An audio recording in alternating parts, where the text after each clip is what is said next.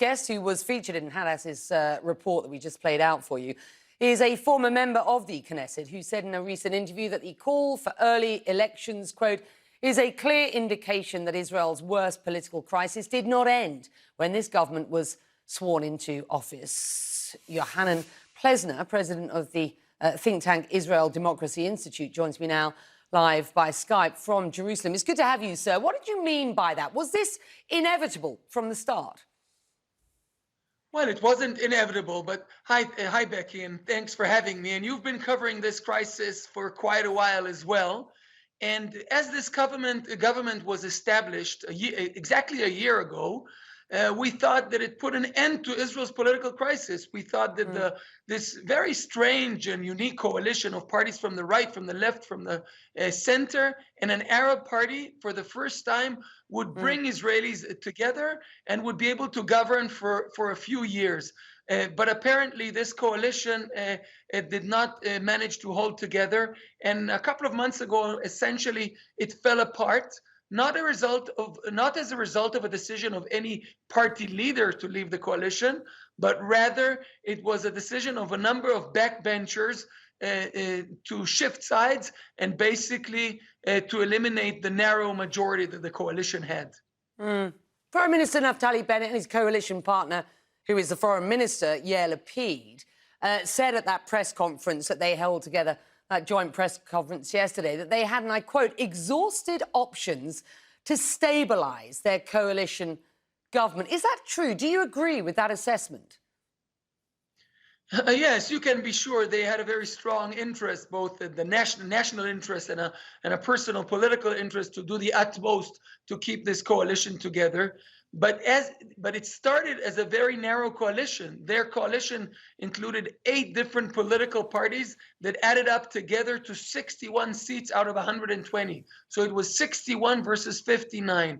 And as one coalition member, actually from Naftali Bennett's own Yemina party, was lured by the opposition, was lured by Benjamin Netanyahu to shift sides, basically the coalition lost its majority and began to fall apart. So once they realized that the government lost its majority and could no longer manage the affairs of state, can no longer pass legislation in the Knesset, as the opposition really led by Netanyahu, led a scorched earth political policy of objecting to everything, they realized that they better end it before others will end it for them, and the Israeli public will lose patience for this government. Well, the collapse of the government gives Benjamin Netanyahu, the country's longest-serving prime minister, of course, and his opposition Likud party, more than a political lifeline at this point. What chance of a Netanyahu return to office at this point?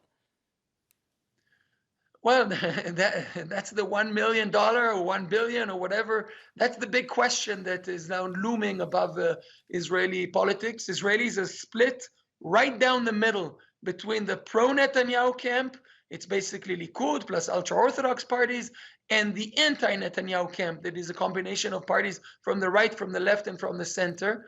Polls are demonstrating that Netanyahu did not cross the 60 Knesset member majority that he needs in order to build a majority, but he's quite close to it. So nothing guarantees that for Mr. Netanyahu to win the next election. He tried for 4 times and he failed. There's strong opposition against him, and many Israelis don't feel comfortable with the fact that Mr. Netanyahu is trying to become prime minister, and while he's in a conflict of interest, because he's still also dealing with a court case with criminal charges. So there's a serious competition and an eventful upcoming few months. This 8-party coalition that is now fallen apart was the most ideologically diverse in the country's history. For the first time, it had an independent Arab party, and still it had seen a slow fracturing in recent weeks, and the sort of straw that broke the camel's back, as it were, and the decision the failure on the part of the government to renew legislation that applied to Israeli civilian law for Israelis in the occupied West Bank.